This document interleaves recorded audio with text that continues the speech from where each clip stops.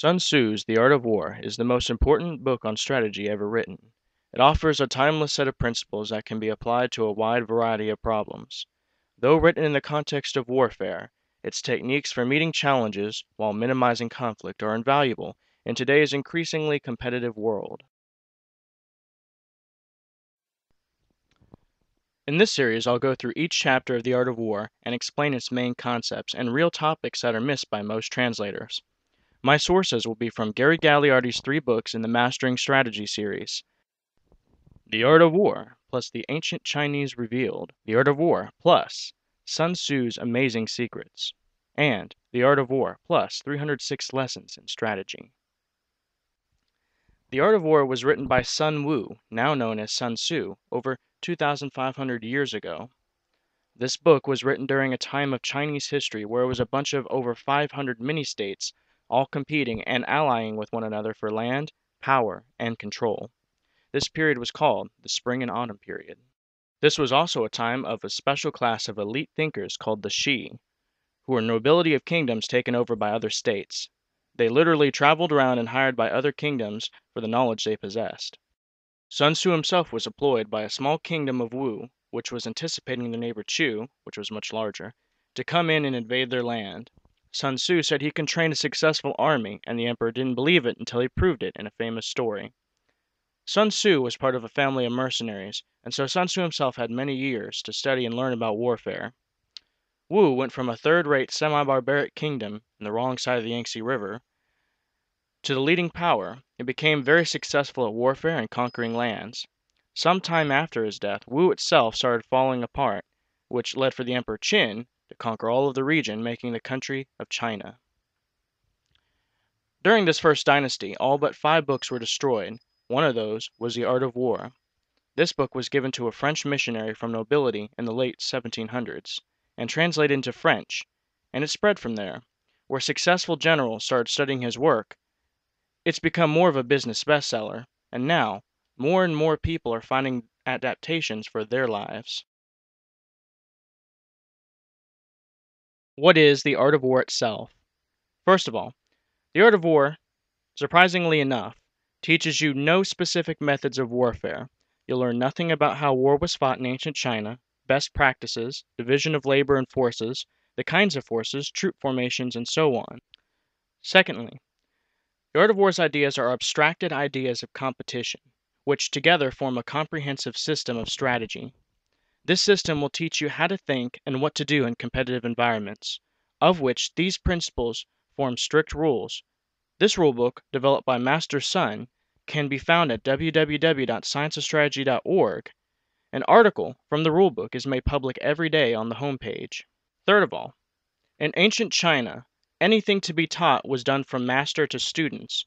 The book itself was mostly for archival purposes, and as a review guide for those who already knew Sun Tzu's specific ideas and ways of illustrating those ideas, which contrasts from our day, where we learn from books themselves.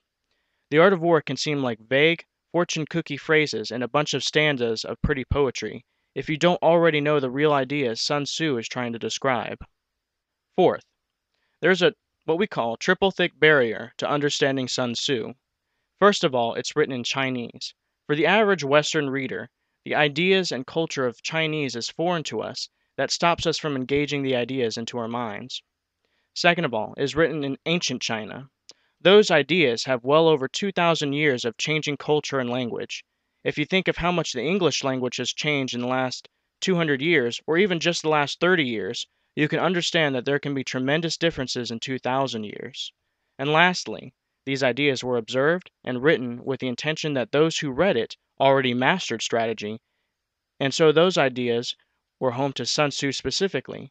Just like any philosopher, his ideas were his own, and written in a very specific way that he well understood, and those trained by him would as well. Sun Tzu's system is very sophisticated, and since it is, it takes decades of careful study and understanding past all 3 of these barriers to actually get a lot out of his book. What really helps in understanding Sun Tzu for the average reader, and Gary Gagliardi, who decoded this work, are the diagrams ancient philosophers used to develop, organize, and base their work from. In every chapter, Sun Tzu used a host of diagrams that reveal his concepts, and make them easier to remember. Most of these diagrams are very closely based off his first one.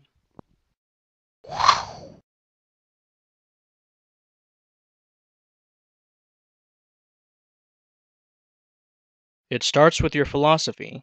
Command your people in a way that gives them higher shared purpose. You can lead them to death. You can lead them to life. They must never fear danger or dishonesty. Tao, or mission, is the center and heart of all of Sun Tzu's system. It describes the motivations that guide people, includes the values and goals of individuals and groups. Groups are built by a mission that is shared by others. It also determines what is valuable and why. Climate is home to the ever-going changes around us. Changes go in trends and eventually reverse themselves. Change is hard to predict because it is dynamic. Change destroys and erodes our current situation, opportunities, and position, but it creates new opportunities. Unlike climate, the competitive ground is stable. Ground, though, is very complex. Just like the landscapes and ground in nature, the competitive ground has shape and form too. However, the ground also provides resources to win and control. In essence, ground is what we compete on and compete for. The organizations that compete in environments are made of two key elements also. Leaders make decisions and direct the organization. Sun Tzu says a leader must be intelligent, trustworthy, caring, brave, and strict. Those 5 character traits align with each element discussed here. Our decisions mean nothing until they are executed. Skills and talent shape methods. Related methods make up systems. Sun Tzu's science is a system for competing. Methods are often about interacting with groups. These 4 outer elements are similar to the 4 cardinal directions of a compass: north, south, east, and west. Following which, Sun Tzu also put even more hidden in the Art of War's text. These next 4 elements reveal how to advance strategic positions. Listening is when a leader keeps himself grounded. Listening includes both forming a picture of the situation and finding where the opportunities lie. Aiming is when a leader faces the climate.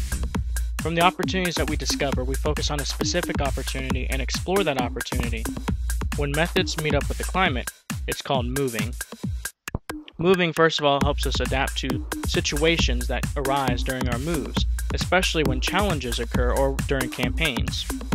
Secondly, moving is about momentum. We have the power to create serious momentum in our moves.